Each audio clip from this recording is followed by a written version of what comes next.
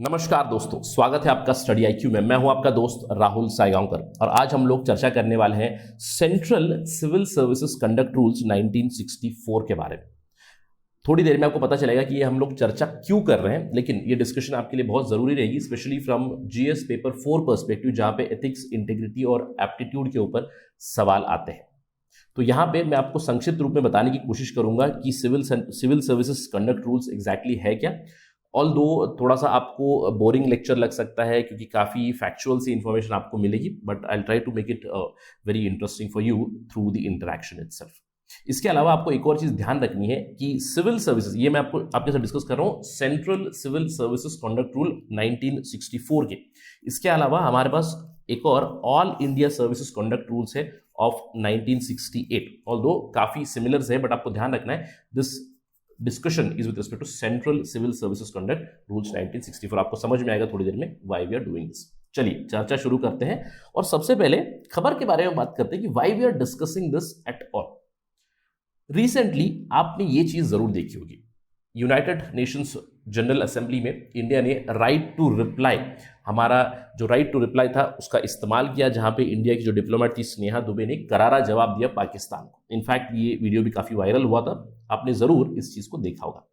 इसके बाद एक और चीज भी वायरल हुई थी with respect to media, right. आपने ये इमेज भी देखी होगी, आज तक की जो अंजना ओम कश्यप थी, she faced huge embarrassment when Sneha Dubey she sent her out of the office. वो उनका इंटरव्यू लेने चली गई थी, suddenly she went inside, she was taking the interview and very courteously Sneha Dubey ने उन्हें इस तरह से बाहर निकाला। तो इसके बाद काफ़ी ज़्यादा मीम्स भी बने थे इसके ऊपर कि मीडिया पर्सनल को उन्होंने बाहर निकाल दिया, she was hilariously kicked out etcetera. But आपको ये समझने की ज़रूरत है कि what Sneha Dubey did was she simply followed the Central Civil Service Conduct Rules 1964। तो आज हमारी उसी के चलते चर्चा होने वाली है। क्या बात करने वाले हैं, किस रूल के तहत उन्होंने ये किया। देखिए, सबसे पहली चीज ये है central civil services conduct rules 1964, और आपको ध्यान रखना है कि Indian foreign service is a central civil service. Please remember, it is not all India service. All India service में केवल 3 आती है, IAS, IPS और Indian forest service. I am repeating again, Indian foreign service is one of the most elite central civil services in India, और यही rules apply होते हैं। इसमें से कौन से रूल को उन्होंने फॉलो किया, देखिए रूल 8 है यहाँ पे, कनेक्शन विद प्रेस और अदर मीडिया। यहाँ पे ये कहा जाता है कि no government servant shall accept with the previous sanction और previous permission of the government, किसी एक मीडिया इसमें दे कैन ओन होली और पार्शियली, और they can conduct in the management of a newspaper और media house only with the previous sanction of the government. यहाँ पे तो ये केस नहीं था, बट दिस डज अप्लाई कि अगर सिविल सर्वेंट है, अपनी bona fide discharge of official duty में कोई बुक पब्लिश करते हैं या फिर पब्लिक के साथ इंटरेक्ट करते हैं, तो it is very very fine करके बताया गया। And this was not the discharge of official duties, it was rather some sort of a personal interview which was tried by आज तक, जहां पे उन्होंने उसको मना कर दिया। अब again here also she did it very very gracefully, क्योंकि अगर रूल 3A की बात करें, civil servants have to be prompt and very courteous. यहाँ पे आप देख सकते हो, no government servant shall in performance of the official duties be discourteous in the manner, और इन द ऑफिशियल डीलिंग्स और in general also they have to be very courteous. In fact जब interview लेने पहुंची थी यहाँ पे Anjana Om Kashyap, then the first thing that Sneha Dubey did was she folded her hands and she said thank you very much, and then she said please you can leave, right? So again she was very prompt and courteous itself, and observance of government policies भी again एक civil service conduct rule है। Every government servant at all the times in accordance with the government policies they have to follow, जो भी उनकी रहेंगी rules regarding marriage, rules regarding preservation of environment, wild life etcetera, सारी rules को follow करना है। Crimes against women, sexual harassment नहीं करना है एट वर्क प्लेसेस, ये सारी चीज़ों को फॉलो करना है। चलिए इसके बाद स्टेप बाय स्टेप हम लोग देखते हैं सिविल सर्विसेज कंडक्ट रूल्स क्या क्या कहती है, जहाँ पे कुछ बहुत ही इंटरेस्टिंग चीज़ें हमें पता चलेगी। बहुत बार आपको लगता है कि ये रूल्स वायलेट होती है, बट सवाल ये उठता है कि वायलेट करेंगे तो क्या होगा। देखिए सिंपल चीज़ें, वायलेट करेंगे तो डिपार्टमेंटल इंक्वायरी होगी। डिपार्टमेंटल इंक्वायरी में अगर if they are held guilty तो आगे वाली प्रोसीडिंग चलेगी and they might be dismissed at the end of the day, right. So शुरुआती स्टेप है डिपार्टमेंटल इंक्वायरी, आपको याद रखना है। चलिए बात करते हैं पॉलिसीज के बारे में या फिर कंडक्ट रूल्स के बारे में। सबसे पहला जो रूल है इन जनरल, इससे पहले आपको डेफिनेशंस वगैरह मिलेंगे। रूल 3 में आपको बताया गया है every government servant shall eight all the times These terms are from typically ethics, integrity, and aptitude. Maintain absolute integrity. They have to maintain absolute devotion to the duty. They have to maintain decency, morality of at all times. Ethical standards maintain करने हैं, moral रहना है, politically neutral रहना है आपको. They have to show fairness, impartiality. They have to maintain accountability and transparency. You can see all the important words and terminology you can find here. इसके अलावा यहाँ पे कुछ और आपको रूल्स एंड रेगुलेशंस मिलेंगी जहाँ पे declare if they have any private interest. इसके अलावा maintain discipline, maintain confidentiality with respect to any matter and perform and discharge duties with highest degree of professionalism. तो एक लंबी लिस्ट है जहाँ पे what they have to follow बताया गया है इन द कॉन्डक्ट रूल्स. इसके अलावा ये बहुत जरूरी रूल है, rule 3C, prohibition of sexual harassment of working women. No government servant shall indulge in any act of sexual harassment of any woman at workplaces. In fact, अगर वो in charge है तो they have to take appropriate steps to prevent sexual harassment of women. यहाँ पे आपको rules and regulations मिलेंगे, sexual harassment का definition मिलेगा, any kind of physical contact or advances, demand for a request of sexual favors, making sexually colored remarks or showing pornography, unwelcome physical activity, verbal हो या non-verbal हो, everything is regarded as sexual harassment here in the rules. इसके अलावा in the rule 4 you'll find a very important thing, employment of near relatives of government servants in companies or firms. तो यहाँ पे no government servant अपनी position जो है उसको इस्तेमाल नहीं कर सकते हैं डायरेक्टली या इनडायरेक्टली इन्फ्लुएंस करे कि उनके किसी फैमिली मेंबर को या फिर उनकी कंपनी को कोई फायदा मिले. ये नहीं करना है. बट आपने बहुत बार देखा होगा these rules are flouted by using certain loopholes, but this is not allowed, right? इसके अलावा no class 1 officer shall, except with the previous sanction of government, permit his son or daughter or dependent to accept employment in any company or a firm जिसकी government के साथ dealing है. तो ये सारी rules and regulations है that their family members should not also take advantage of their official position. इसके अलावा there's another rule with respect to politics. ये काफी इंटरेस्टिंग चीज है. Civil servants, they are not supposed to take part in politics and elections. यानी कि आपको ध्यान रखना है, no government servant shall be a member of any political party और political organisation, although they can have their own ideology. आपको ध्यान रखना है वो वोट कर सकते हैं क्योंकि वो नागरिक है, they have election ID, they can vote, but they can not be a party to any political organisation और पॉलिटिकल पार्टी या फिर कोई मूवमेंट. और साथ ही साथ उन्हें यह भी कोशिश करनी चाहिए कि उनके फैमिली मेंबर्स भी सब्सक्राइब ना करें. ऑल्दो यहां पे बस लिखा हुआ है the government servant shall endeavour to prevent any of the members from their family take part in these activities. Please remember they can vote. Alright. इसके अलावा if there is any question with respect to से अगर government servant एक organisation join कर ले, वो party नहीं है एटसेट्रा, इसका सारा डिसीजन गवर्नमेंट के ऊपर ही रहेगा. Alright. So they cannot take part in the politics but they can vote. आपको याद रखना है they do have right to vote. इसके अलावा ज्वाइनिंग एसोसिएशन के ऊपर थोड़ी सी रेस्ट्रिक्शन लगी हुई. यहाँ पे हम लोग बात कर सकते हैं, हमारे पास आर्टिकल 19 में we have right to freedom of association, but that right is limited for government servant. No government servant shall join और continue to be a member of association which is prejudicial against the interest of sovereignty and integrity of India. Again political party को join नहीं कर सकते हैं, दूसरे association को join नहीं कर सकते जो थ्रेटन करते हैं इंडिया को. इसके अलावा ऑल्दो वो उनके खुद के एसोसिएशन बना सकते हैं. इसके तहत आपने देखा होगा civil services association, IPS association, IRS association, बहुत सारे होते हैं and they are a very powerful lobby. Government policies को दे डू नज और स्वे गवर्नमेंट पॉलिसीज, बट आपको ध्यान रखना है that they can not join any association which is harmful to the country and they are not suppose to demonstrate और strike.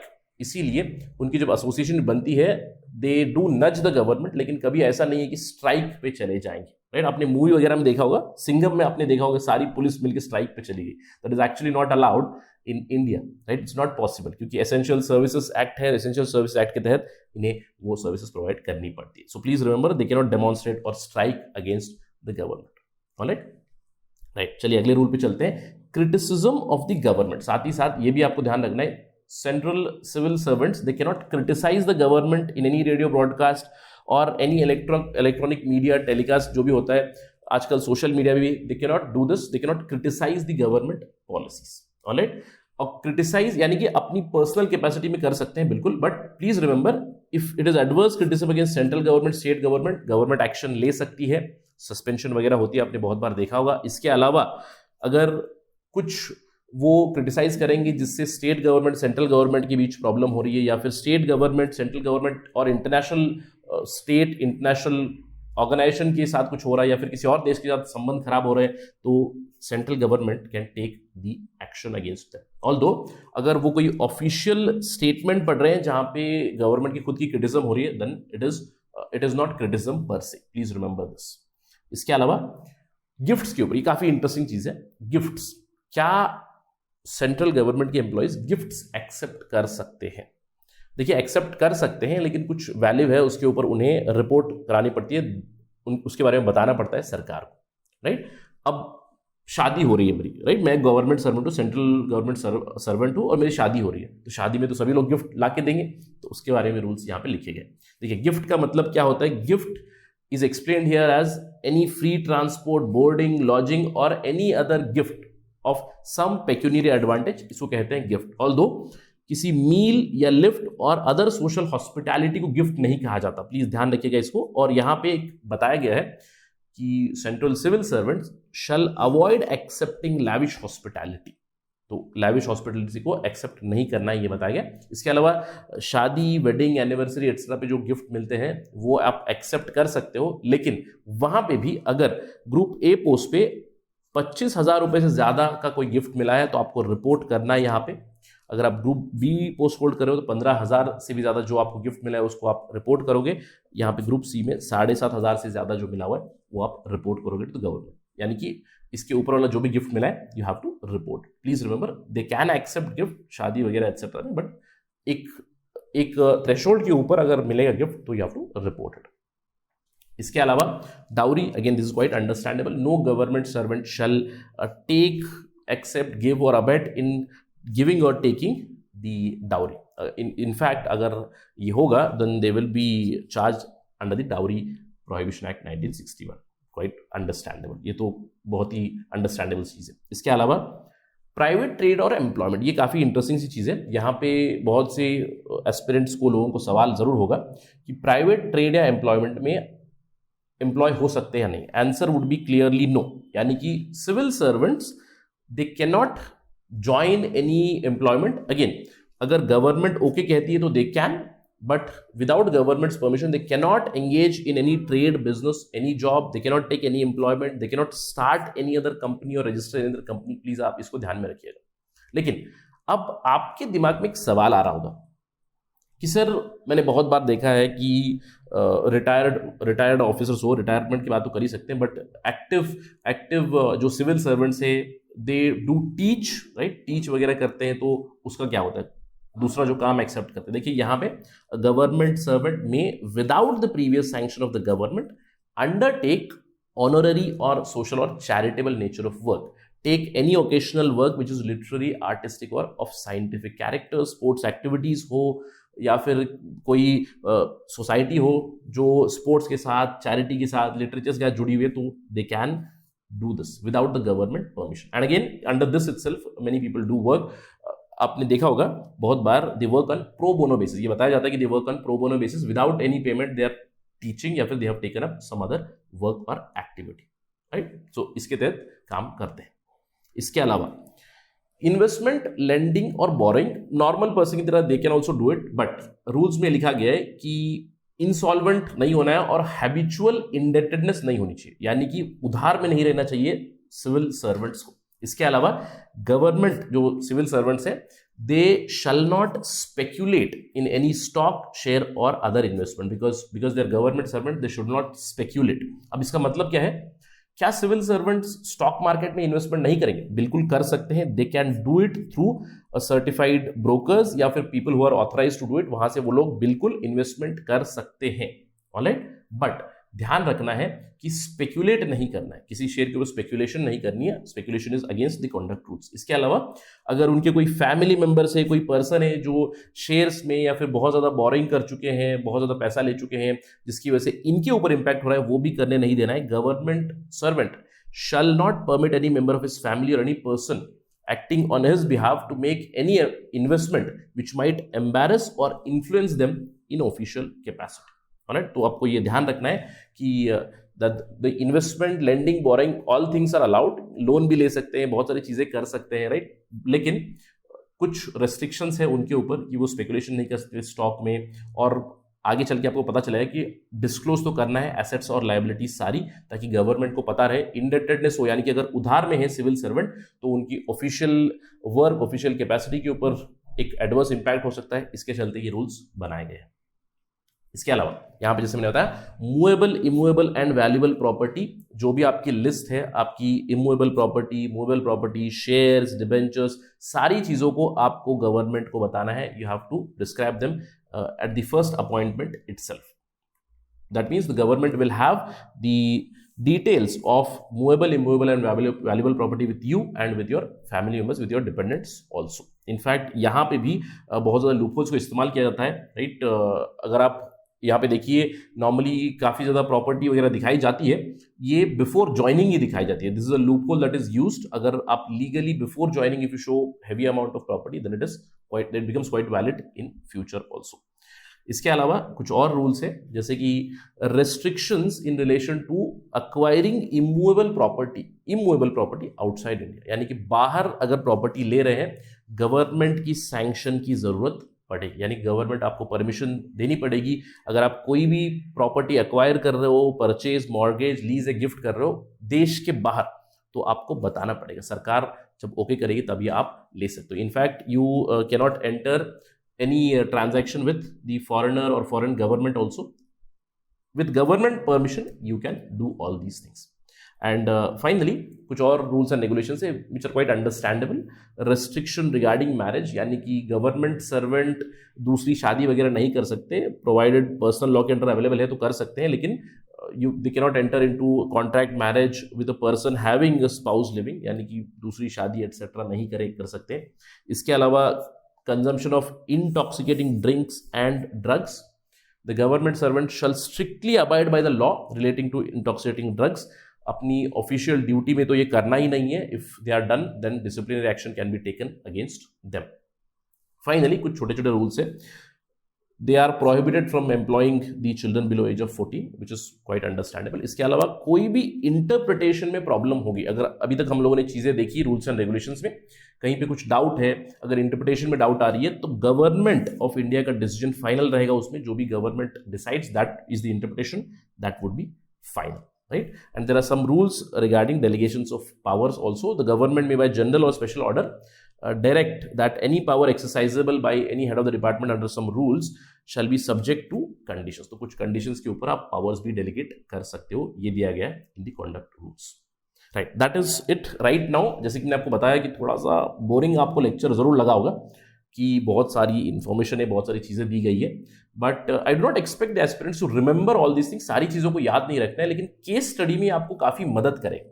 Case study में कैसे, जहाँ पे भी एथिकल डिलेमास आ रहे हैं, वहाँ पे you can always refer to the central civil services conduct rules, और इसको कोट कर सकते हैं आप आंसर्स में कि आपकी कंडक्ट रूल्स आपको ये करने नहीं देंगे। जैसे कोई एक डिलेमा है, एक केस है, जहाँ पे ये आपको बताया गया है कि आपके पास से for instance you are the secretary in department of finance, जहां पे आपको एक खबर मिली, एक चीज मिली है, जहां पे एक कंपनी को बहुत बड़ा कॉन्ट्रैक्ट जाने वाला है, तो आप उसके शेयर खरीदोगे, उसके शेयर के प्रति स्पेकुलेट करोगे, that is actually wrong, it goes against the conduct rules. तो कुछ इस तरह के केस स्टडीज जहां पे कॉन्फ्लिक्ट ऑफ इंटरेस्ट हो, इन चीजों को रिजॉल्व करने के लिए these conduct rules are very useful, और ये आपको थोड़ी हद तक कुछ चीजें याद होनी चाहिए इसमें से। जैसे मैंने आपको बताया, काफी इंपॉर्टेंट चीजें बताई है। If you remember these, you can use these and quote them in your ethics answers, including the rule and 1964 also, which will help you in gaining good marks.